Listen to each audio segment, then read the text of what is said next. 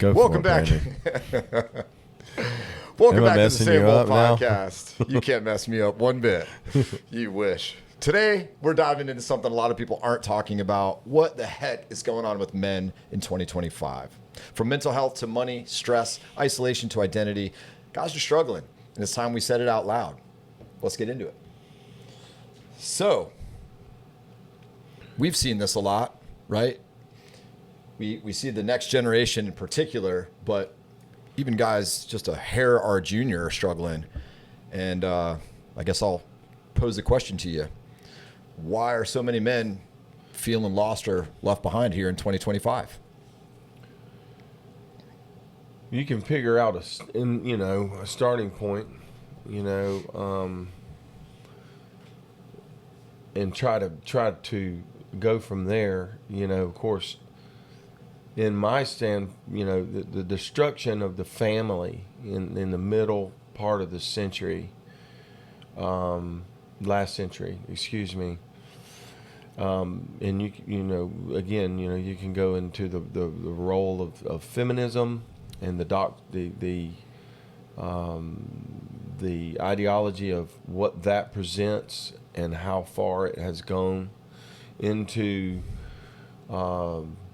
the destruction of the family in general, with fatherless homes, from the Great Society in the 1960s to civil rights and the destruction that the Great Society and those movements destroyed the black family. You can point to any race, but the destruction of family would be one thing. The other thing to me with fatherlessness is it's easy to prey upon a family and young boys who have fatherless homes, because it is the primary role of the father to be a protector, a provider.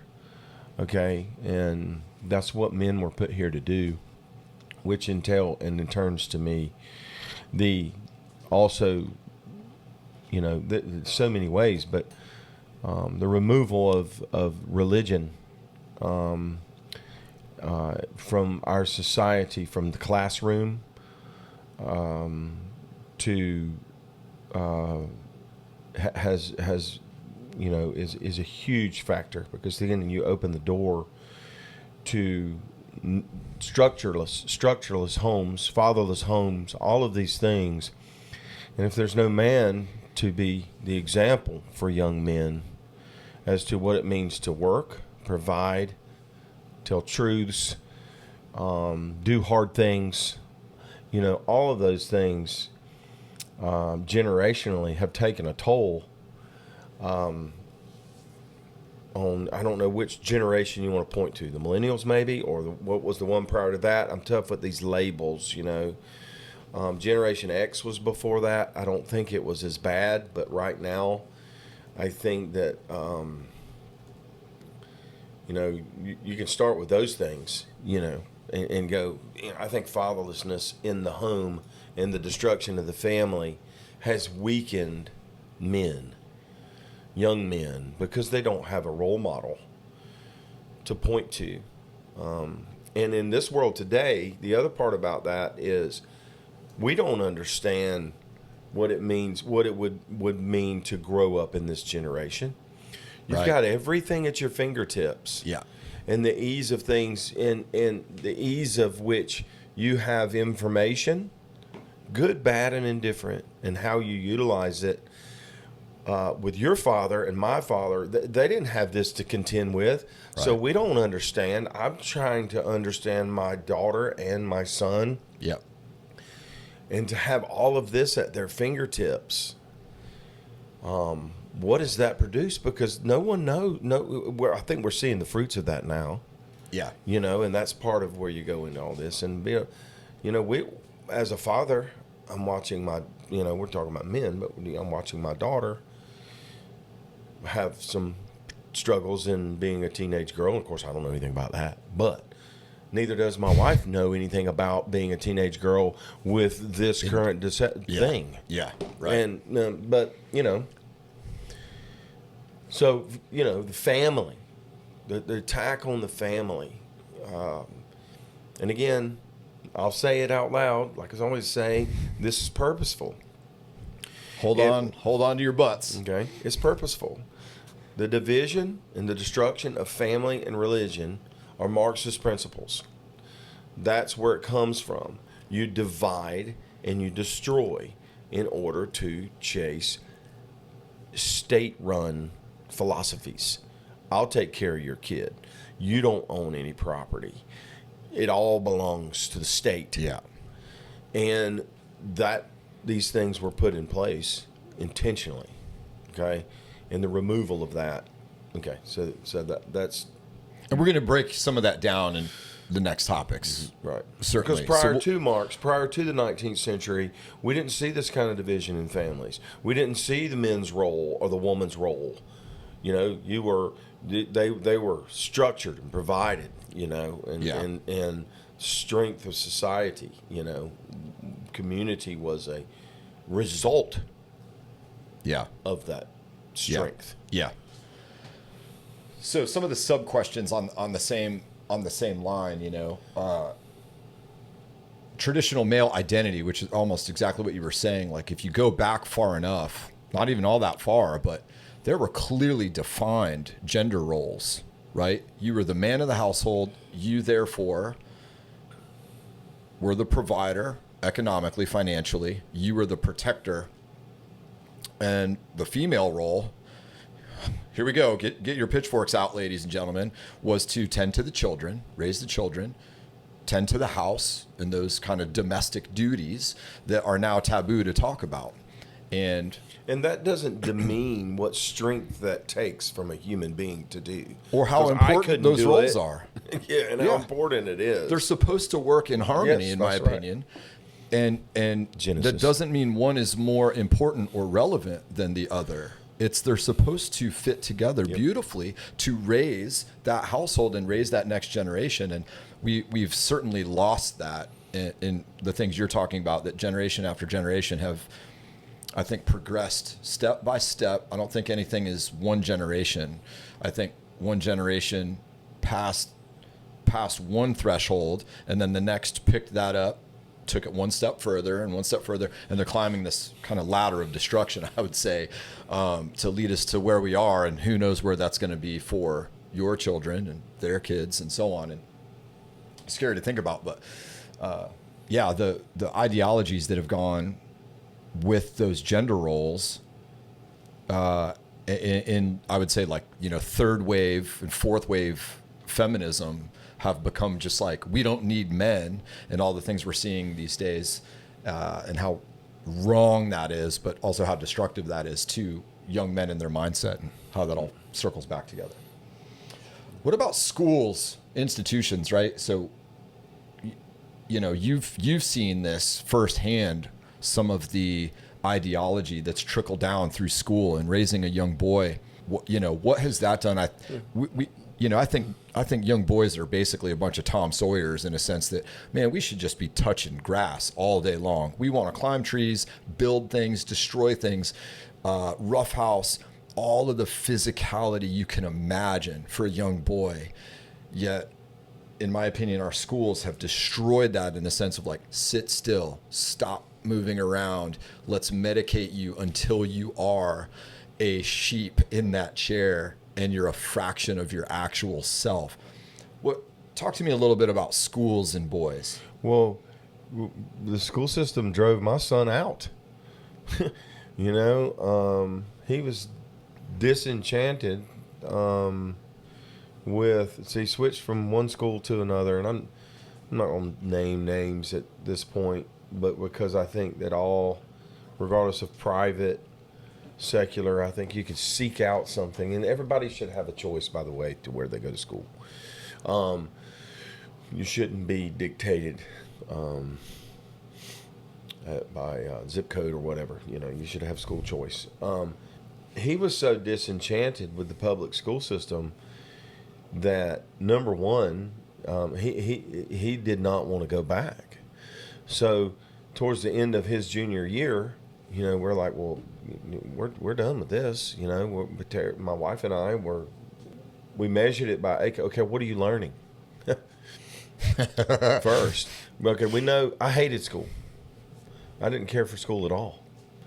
I never really liked school. I wasn't that great at it until the end. But he wasn't learning. He would describe his day. My son was fairly honest to me for the most part, I think. I have faith in that. But he described to me what his day was like. And I'm like, this is stupid. It's crazy. You're wasting time. So his senior year, he homeschooled. He was done with his work at 10 o'clock, and then we're doing other things. We're living wild. We're doing the things that young men should be doing. And I think that has benefited my son tremendously because he hung around men. Now, granted, he acted like a punk sometimes, like young boys do, but he hung around grown men. And through all of our flaws, we got a few things right, okay? And he learned by example in some of that stuff. And, he's a great hunter. He's a good fisherman. He knows how to fix things. But at this point, he loves the Lord. But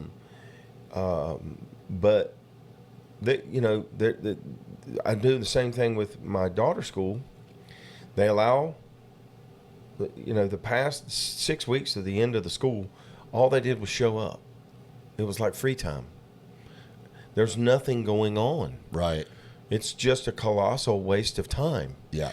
But then things show up where the little droplets of, you can be a furry, you can be this, and you can be whoever you want to be. You're not a boy, you're not a girl. And this was happening right down the road at this school that my son went to. Yeah. And people were showing up with dog collars on and pets and demanding that they be called by another name or whatever. And there's no one was standing up to say, no, this is wrong. Yeah. And we live in Florida. We're supposed to be a conservative state, fairly conservative county, in what they call a good school system. People desire to be here to go to school, but that was happening right there. Yeah. And nobody's saying, no, you can't do that, in offense of offending someone or getting sued or whatever. You don't lose the fact that you were born a man, you were born a woman, a boy, a girl, whatever you want to say. You can't change that. And you can't be a dog. But this is actually what's going on. So you're asking me, I'm presenting you my evidence. I'm not reading an article. I'm not listening to a podcast. I'm not hearing something on YouTube. This is what happened to my family and is happening to my family. Yeah. Yeah. And I will reverse back to what you're saying real quick. I do have faith in my son's generation and the young men that he's hanging out with. They're good guys. They seem to be fed up with all this crap that's been pushed. And it's like you push so far. They've pushed so far, and it's gone from being a Democrat or a liberal to leftism to pushing into pure indoctrinations of communism, Marxism. But these folks that are doing these things to destroy, they don't realize what pawns they are. Because if those systems were actually implemented, they'd be the first ones to be to the gallows. Yeah, right. They don't get it. They're right. fooled by. But my point being is my son's, and I'm talking a lot today, my son in his generation, there's a group of those young men that I'm just like, man, this gives me hope. JH Ranch, when I'm out there, gives me, wow, this is great. These good people, good young people, and they believe in the family, But are they, gosh, you can go on a tangent. Okay. We'll rein it back in here a little bit. Yeah, I knew that was going to be a topic for you because you and I were discussing that in real time as it was happening and the frustrations and the chaos that it was bringing and how much opportunity school wastes, meaning time cost of opportunity and time, right, in someone's life experience, that where they could be home or learning from other men in their lives or people in their lives, spending time with family, doing things that will actually advance themselves and their life skills moving forward, instead of nonsensical time wasting periods at school under people that you couldn't vet, right? I think our vetting process of teachers is lacking. I won't go down. I didn't mean to, keep talking about education, but let's not destroy the teacher either, because there are some good teachers out there that still care. But the new ones have been hamstrung by bureaucracy and rules that the good teachers are fed up with that, and they are leaving. They are finding something else to do because of, hey, you've got to call this person Rover in the class. And this person's going to have a dog collar on, and they're going to lick themselves because they think they're a cat, and you have to put up with that. Yeah. I'm sorry, but if that was my chosen profession, I would find a new one. Yeah, sure. Right. And anyway, we could stay on education system all day easily for an episode here and go down that rabbit hole, but we're going to keep circling back to how are men struggling in 2025 and what can we do about it? How can we evolve this? So I would recommend, I've worked with so many teachers and parents alike and coaches that work for the school system, and I 100%, with as much data as I've read and talked to homeschooling parents, I would 100% recommend people homeschool their children at this point in this country, no doubt, moving forward. Unless some major change happens. At least in Florida, we now have school choice, which is great. But I would recommend, even with that being said, I don't advocate for turning your children over to strangers for the majority of their childhood, for 8 hours a day, 5 days a week for the majority of the year. What is the saying? If you send your kids off to Caesar, don't be surprised when they come back as Romans. Yeah, it's I may be quoting that wrong, but what do you expect? Right. But that puts the burden back on people economically, and what's going on with the economy, and all of that has to be in shape. Yeah. And they've allowed that whole dismantlement of all this destruction and implosion.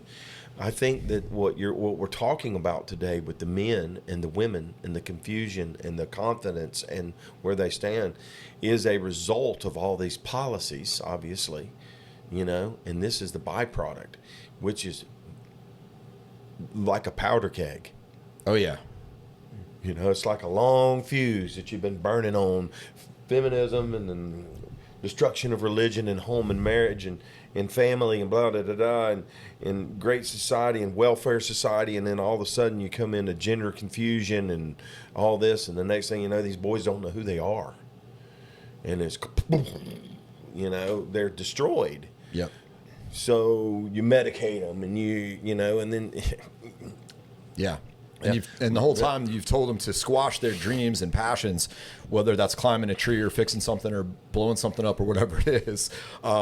And they've wasted all this time learning information through our education system that is, I would say, bogus and useless on a large scale, and limited their opportunities to learn actual skills that could be monetized immediately out of, let's say, high school. So if somebody if a young boy, Timmy had his dad, whom was a tradesman, plumber, electrician, whatever, he could have gone, homeschooling route, be done by 10, like you were talking about. And then he could have spent a year or two being an apprentice and learning that skill and being able to absolutely crush it the moment he is done with high school, go full time. 19 years old, making $100,000. Day one, on pace to make $100,000. And honestly, a year into that, he's probably doubled that or more if he learns the business side of that. And we've just buried that for these ideas that they're going to learn useful stuff by going to college, and most of the degrees are just not necessary at all. We have 2 or 3 degrees that I think are justified to go to higher education. Everything else at this point, we have access, like you were talking earlier. We have supercomputers in our pockets at all times. You could learn. I feel like I could do brain surgery, by lunch after watching enough YouTube to a degree. And that doesn't replace real experience. Don't get me wrong, but you get what I'm saying. Just sitting in a classroom is not the way young boys learn. And not to mention, we could address the content itself, but it's just an opportunity wasted, all those hours spent. When did we take shop out of school? You know, remember shop? I want to say it was removed around the time I was in high school. Okay. Or finishing high school. When was that? I mean, when did I graduate? 99. So it was 90s or 2000s, you know, something like that. But anyway, that's a Mike Rowe question. Mike, you know, Mike is huge on trade. You know, Mike's awesome. But there's a pivotal moment. You take that away, the importance of, you know, that there's a pivotal. Why in the world would you ever do that? And what did Fink say the other day? The quote that he gave out the other day, the BlackRock guy, is it Larry Fink? No, that's the other dude. I don't know, BlackRock. Anyway, the demand for electricians with AI and the demand for power, there's going to be 500,000 electricians needed in the next 2 years. So I got this name right. Oh, I didn't look up the quote. Sorry. Isn't it Fink? Isn't that his name that does BlackRock? Anyway, but point being is that they took away shop, you know, and I remember shop. I remember learning a few things. Of course, I'm not a super handy man. Yeah, there he is, Larry Fink. I didn't see his quote. His quote the other day was, "There's within the next 8 months, something like that. There's a demand for 500,000 electricians, a shortage." Right now there is? Like, or are you saying very there will soon. be? Yeah. There is. It's coming in a very... Anyway, it's a very present time frame. Okay. And so the need of it was... Anyway, so here you go, but you got these guys in school at, you know, whatever school they're in college, and, you know, they've been taught that, hey, you know, maybe not all of them have been taught, but the generation before, prior to, is that's a menial task. Right. That's not, you know, you need to shoot for something higher.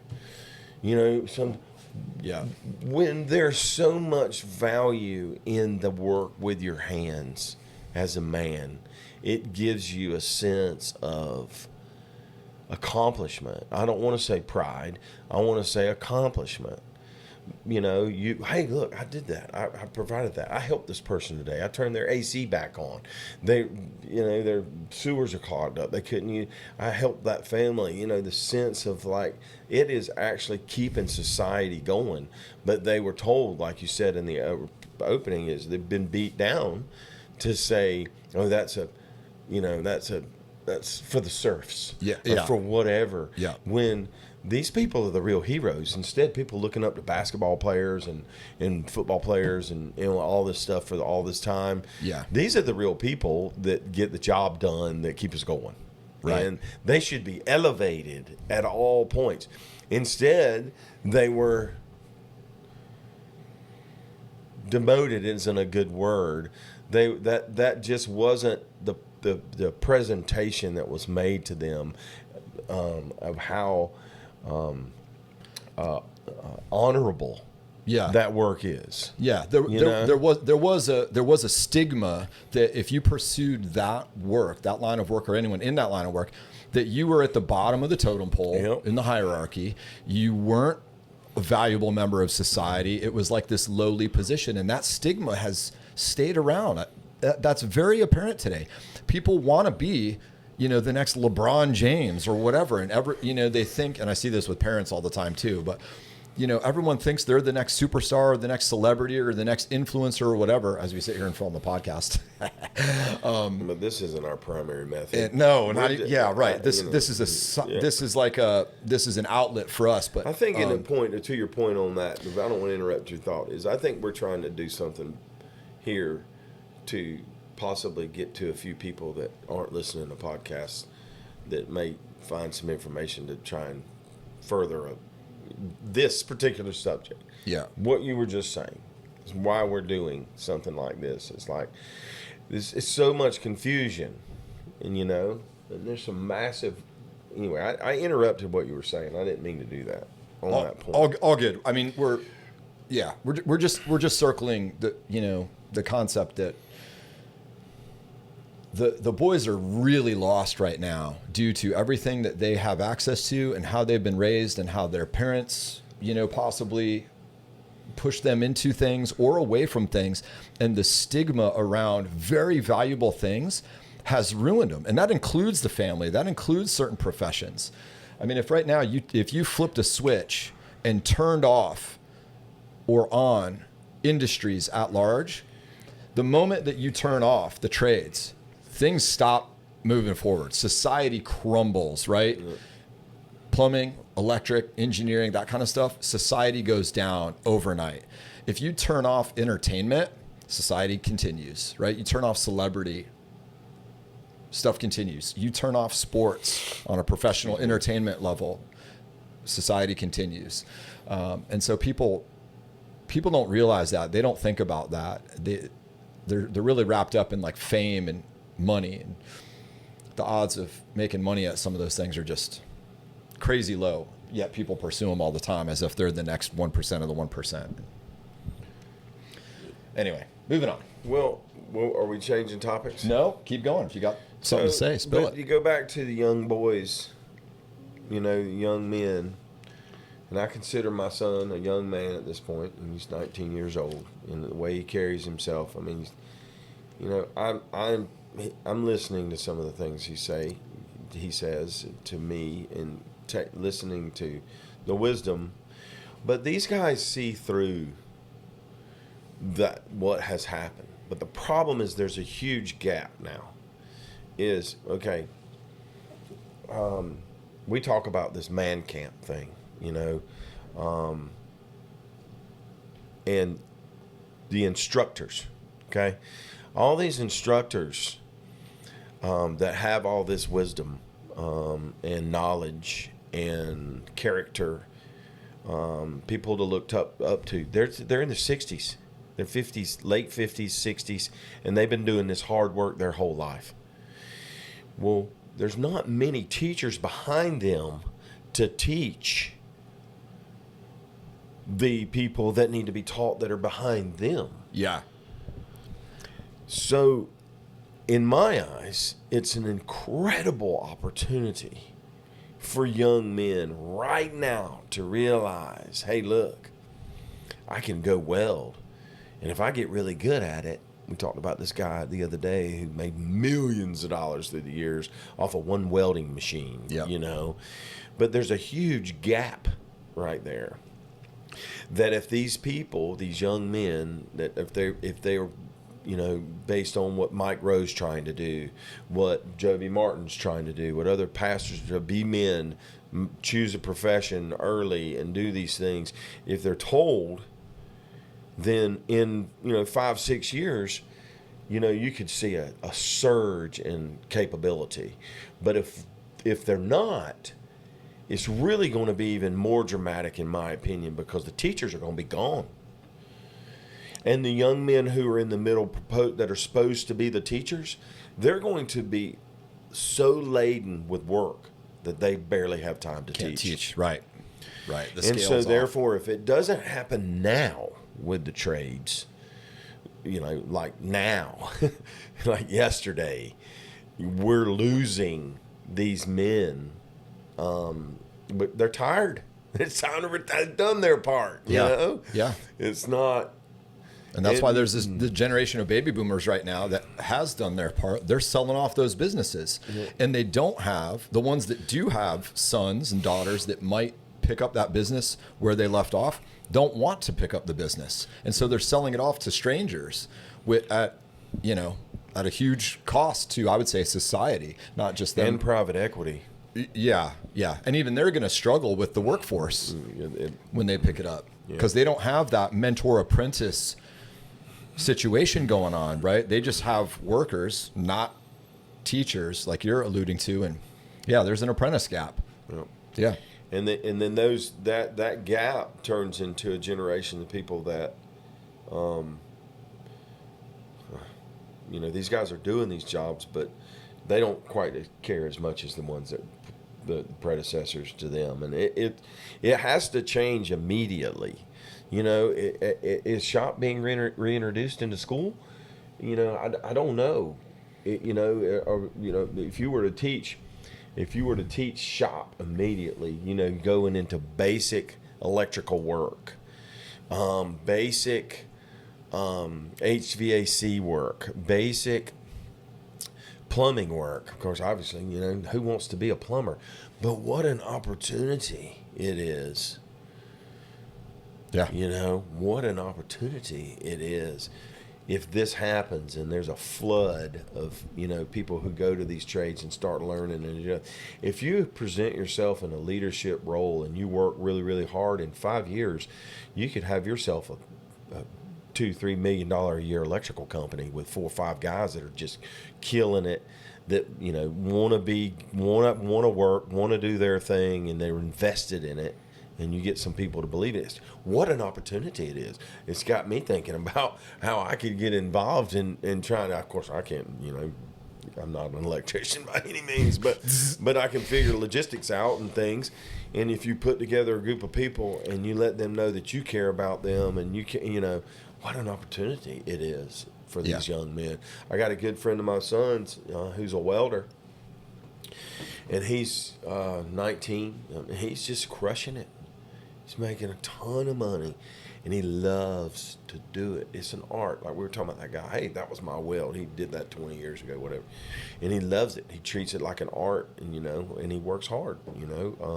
In 5 years, if he's smart with his life, man, he's keys to the kingdom, and he won't even be 25 years old. Yeah. That presentation, and Mike Rowe's doing this. I mean, he's a perfect example of. Yeah, Mike Rowe's the leader in this space, 100%. for sure. Yeah. There's nobody touching him, which is great. And I'm glad he's doing it on the scale that he's doing it, that he's picked up like from his kind of Dirty Jobs show year, and he's now gone on his own campaign. And man, he puts a lot of people through craft school. Oh, yeah. I mean, how many millions of dollars he's raised and paid forward, so that people could have this opportunity. He's talking about exactly what you're talking about, is taking on these businesses and doing it. And it's going to take a lot of people to do it. So it's not like, so if you're out there watching this, if you're a young man or you're a parent of a young man and you're listening to this type of conversation and you're thinking, man, what an opportunity there is. Oh, I missed the boat. Oh, it's saturated or something like that. No, there is so much opportunity so here. much need. It is the opposite of saturated. You, whoever you are, I don't care how busy your area is right now with electricians and plumbers and HVAC and whatever else. There is an opportunity in your area to either start a brand new business from the ground up and build it, and your sons and daughters could run this and make their money in millions and have great stability through the years. Or B, if you don't want to start a business from the ground up, there is an old timer in your area that's been doing this for decades and crushing it, and you can figure out how to do this deal to buy that business, take it over, and run it until the end of your days. So do not be discouraged about that opportunity. It exists. It's right there in your area. Go after it. If you're not sure what to do, start attacking this. And if you don't have any money, figure out a way to go be an apprentice. Go make some calls, make some introductions, talk to some people, be an apprentice for one of these, trades, learn the craft, master that craft. And within a year, you are absolutely up and running and making good money with those skills. Yeah. And don't expect anything worth having to be easy. It takes work, but if you're willing, in the modern day business, if you just do what you're supposed to do these days, God forbid you do extra or go over the top and serve and do incredible work, stay a little longer, do these types of things. But if you just do what you're supposed to do these days, you're 5-star. Yeah. Okay. What was our standard 15, 20 years ago? It was way different than what I have now. That would be a 3.5 star. In today's standards, that's a 5-star service. Yeah. No doubt. Yeah. No doubt. Yeah. No doubt. It's just like just doing what you're supposed to do. And if you do that, even if you just do that and put forth the effort and learn it and do what you're supposed to do, you're going to do well. Yeah. Okay?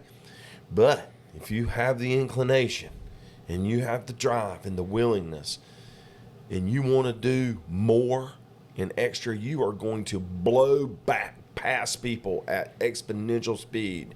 It's like what Dana White said about fighting these days. If you're a savage, you know, right now, and you, I don't know, his direct quote was kind of vulgar, I think, but it's like, if you have the mindset and you don't smoke weed and sit around and drink and you don't waste your time on video games. If you play video games, you give me a break.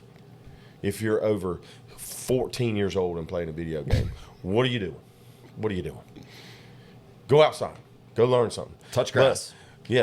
But if you, again, the basics, and you're going to be successful just by doing that. But man, if you want to give extra and you want to work hard and you want to provide, the world is at your fingertips right now. It's the opportunity of a century, and you don't have to go spend $200,000 on a sociology degree. Yeah, what a waste. You know? Yeah. And I have one of those. And I'm a chicken cook. And again, You know? yeah, that's such a trap, you know. In my generation, for sure, me being brought up was everything was pointing to college. Yeah, It wasn't pointing. college. It wasn't pointing Go to college. anything specific beyond college, but everything was pointing to college. It was like, hey, you got to do volunteer work because of your college application. Hey, you want this diversified high school resume.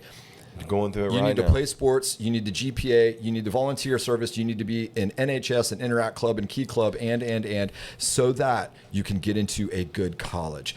And it was kind of like, well, I don't even know what I want to do. You know, I didn't have aspirations to be a doctor. I was like boring. I didn't care to be a lawyer, whatever. So Engineer. what my calling was so unknown that it made no sense for me to go to college. I mean, it really made no sense. I happened to use my degree and feel like I had a wealth of knowledge to be applied, but I didn't need it. And I could maybe argue that I would have been more financially successful in my business had I not gone to college and just gotten into the field, started doing the work, learning the business side of that as well, which college didn't prepare me for, and fire away. But everything, even though my parents went to college, but didn't, my dad didn't use his college years in what he did, and he was successful. My mom, anyway, getting off track of my personal story, but the point is odds are you're better off not going to college these days and just going straight out of high school into a craft and pursuing whatever that craft is. Yep. That's your best, in my opinion and experience, that is your best chance at having a successful career early on, not having to repay what is likely over $100,000 in college debt and college student loans, and just get earning money. People also fall for the trap of, okay, follow your passion, okay, instead of opportunity. Opportunity is what you need to follow. Opportunity and Mike says this way better than me, Mike Rowe, is, did someone ever set out to be cleaning out septic tank systems or whatever? Did someone ever say, I'm going to do that? But many of these men that own those companies had an opportunity. They stayed with it, and those people make money, real money. Yeah. And because nobody wants to do it. Right. And they, I know two of in town here, and they do really well, and they were presented an opportunity, and no, that wasn't their passion. Oh, I want to go Pour concrete. Yeah, it's right in front of you, and you see, okay, there's an opportunity here, and you know what? If you have an opportunity presented to you, and you try it and it doesn't work out, then by gosh, you learn something from it and you go on to the next thing. Yeah. But if you pursue your opportunity, which allows you to provide and allows you to save and earn and do all these things, then later in life you'll have an opportunity to possibly pursue your passion. But if you pursue your passion with venture capital, well, everybody said follow your heart. No, don't. No, Don't you follow opportunity and you follow the Lord, but you it's just flawed to think, Okay, we've segued into a Mike Rowe episode here somehow, which is all good because we are talking about, I think, men mostly. Well, it's easy to do because he's such a he's a monster in this area. Yeah, such a great. And I mean, I just love that guy. Yeah, and he knows, and he's doing something about it. Yeah. Okay, so we can stop. He is doing it. Refer to Mike Rowe for all future things in this space. Yeah. I'm not sure how to segue back into our main thing here. First off, is you have to know the definition that you started with, that what you said or what we talked about. Is you have to know what it is and means to be a man. Where do you get that from? And in my mind, it's biblical. It's provider, protector. Those roles are heroic.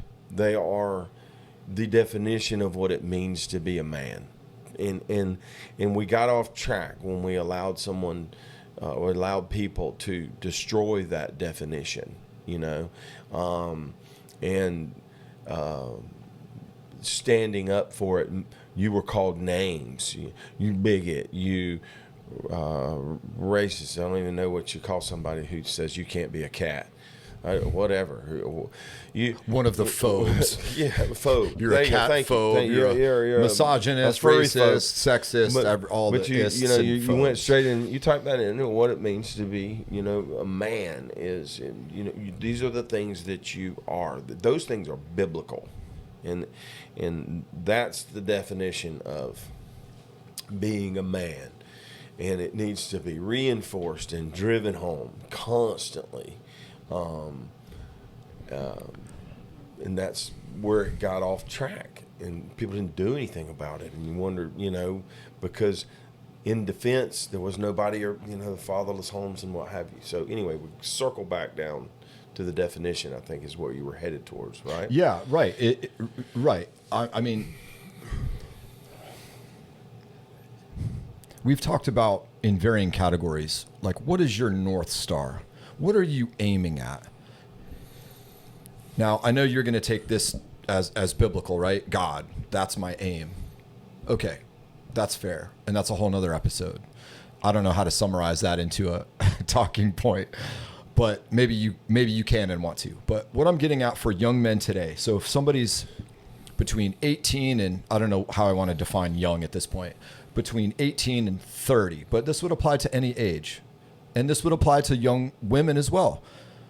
What are you aiming at? So as a young man, because that's what we're talking about, so I need to pick a direction here. Speaking of aims, what are you aiming at? If you're 22-year-old young man, you're single, you have some passions, of course, because we all do, and you're a little bit lost, you need to pick an aim. You need to pick a direction and charge full steam ahead at that, even if you screw it up and it fails, miss. Awesome. Great. That's a loss in your column. Own it, learn from it, move on. Whether you take another shot at that same thing, now knowing what resulted in a loss, or you switch where your North Star is, but pick an aim and go for it. I feel like they're all just floundering with paralysis analysis, right? Oh, I could, and I've been guilty of that. That's for dang sure, because I have so many passions and interests. But pick a direction, and I don't think that young men have a clear direction. And something that's muddied the water now is, hey, you don't even know what it means to be a man in the first place. Something that should just strike you at your core that, hey, look, if a bad situation breaks out, I am going to jump into action and protect the vulnerable people here.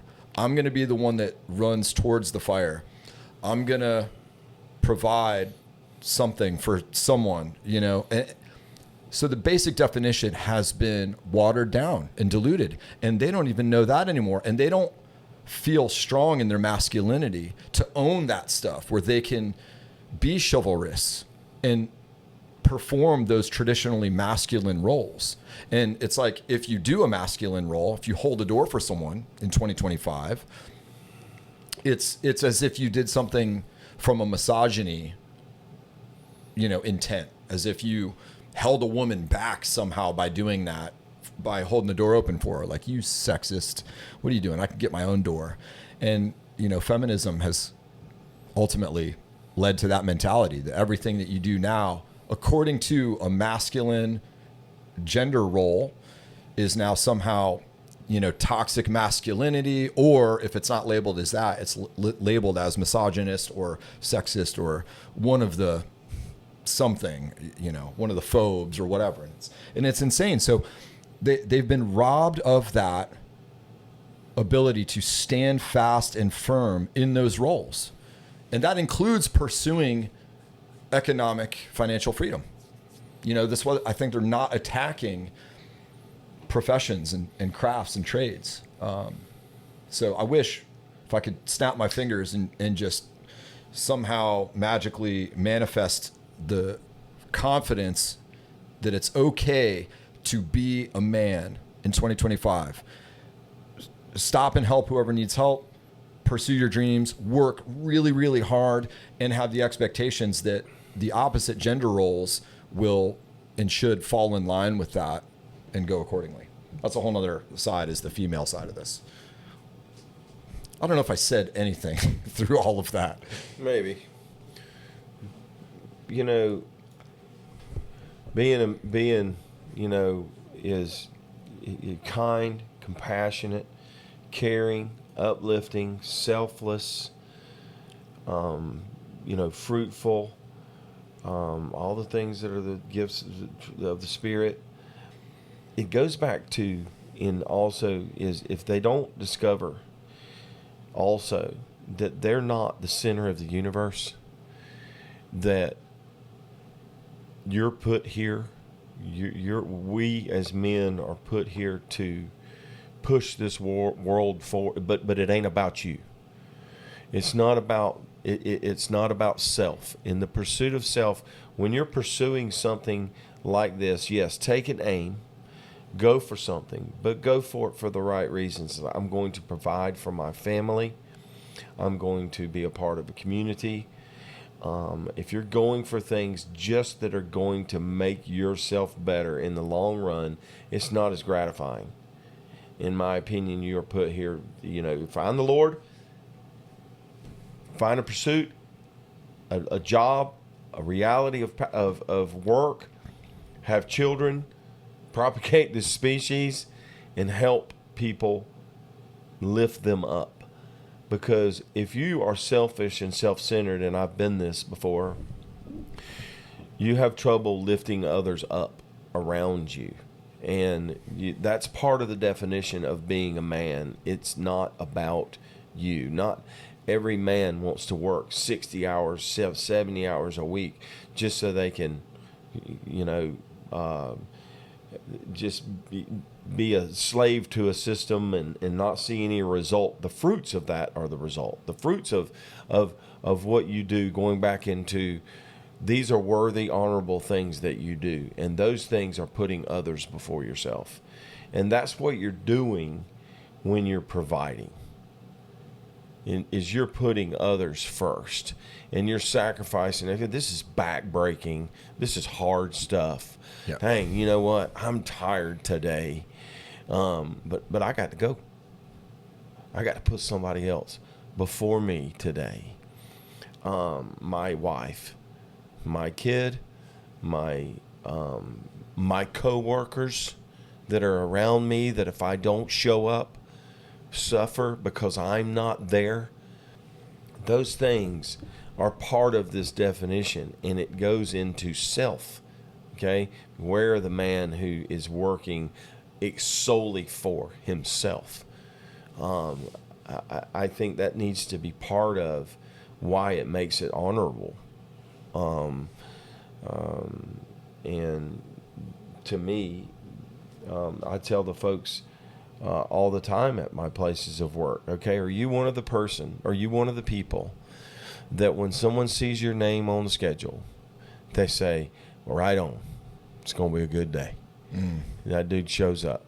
that lady shows up. She's nice, she's kind, she works.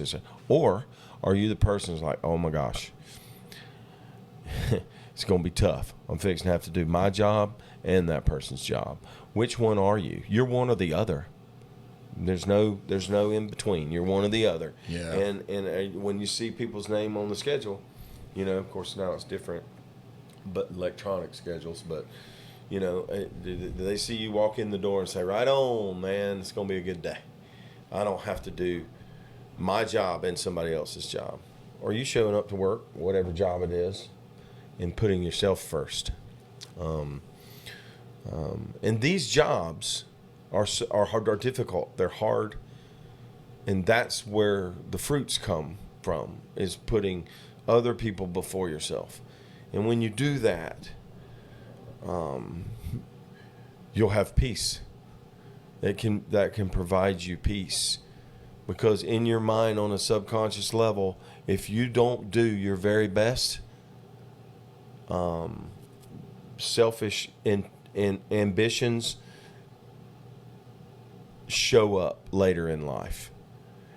I'm going to pursue these. I'm going to drink when I want to drink. I'm going to drug when I want to drug.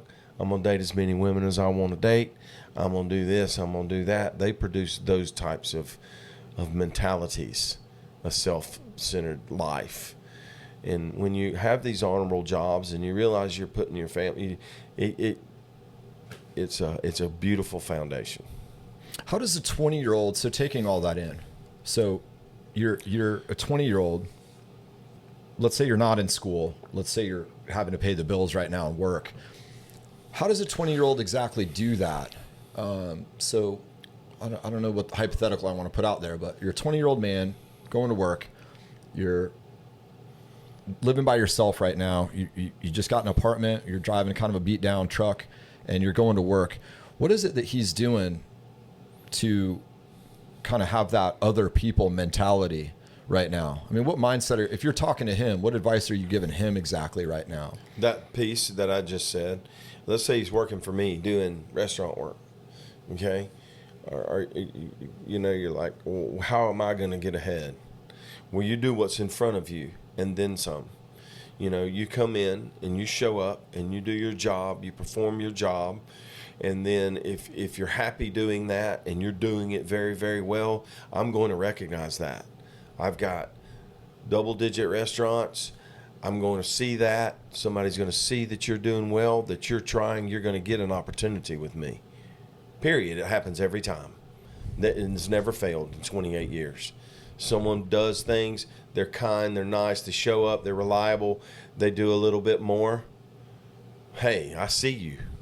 Okay, would you like an opportunity to manage or train or do something different? Some people, nah, I'm either living at home or don't need to do that, or I'm happy where I'm at or whatever.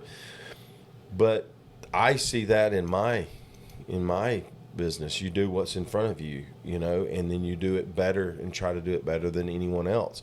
And you say, oh, well, I'm just trapped in this opportunity. Nobody is trapped. If you really want to do something else, I've got an opportunity to come put a job in. And you say, if you really want something different out of a $13 to $15 an hour job, you come in and you kick butt at it, and you're an honorable person and you're reliable, you're going to get an opportunity with me. It's impossible not to. But if you apply that to something else that is and you don't want to do that, and you apply that to something else that's institutional, that is something like this, in a trade I say institutional, I mean something that is established and there's a desperate need for, and you apply that same mentality to that, it's undeniable what's just going to happen. Yeah. You can't not, aside from catastrophe. Keep yourself away from catastrophe. Drugs, keep your mind clean. I speak from experience. Getting a woman pregnant out of wedlock don't do that. Don't have,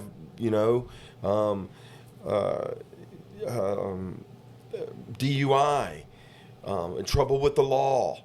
Gambling, any of these vices that are of the devil, the pursuits of self, don't do those things. Yeah. Stay and if you want something, it's relatively clear about how to obtain it. And don't think, oh, I got so much against me. No way. Not in this world today. There's so much opportunity in this country. And there's so much. I mean, even with me, from my standpoint, I just said it. Yeah. There's more opportunity now than ever before. You couldn't be luckier or have it easier than we've got it right now. We live such a comfortable existence everywhere you go. I mean, you've got air conditioning and heated leather seats in your car, supercomputer in your pocket, all the information of the world at your fingertips and thumbs any moment of the day. I mean, food is available. I'm speaking from a first world United States perspective here, but food's available on every street corner. You just couldn't have it easier. So if you have the tech that you're watching this podcast and listening to what we're saying right now, it's there. You couldn't have it easier to be successful if you really want it, and you figure out your aim and you attack it, avoiding all the nonsense that Matt here just listed. Avoid a couple key players, right? Alcohol and drugs and women for the most part. In a consumption sense, then the world's your oyster, and there's no reason why you can't be successful. Don't be a consumer. Be a producer. Create over consume. Yeah. And I'll say this, and defending of this is your definition is not defined. You're not defined by this world. You're defined, in my mind and in so many minds, it's biblical. You are a man. You have a purpose. And if you don't think you have a purpose in that loss, I'm going to say, seek the Lord. You will find purpose there. But also, don't let this world define you. Don't let someone else tell you who you are, or beat you down with, you'll never do this, or you're not smart enough, or you need to go to college, or you need to do these things. Don't allow that type of pollution in your mind. But lastly, I will say, keep your mind clear. And it shakes me up every time I think about the choices that I personally made when my mind was not clear.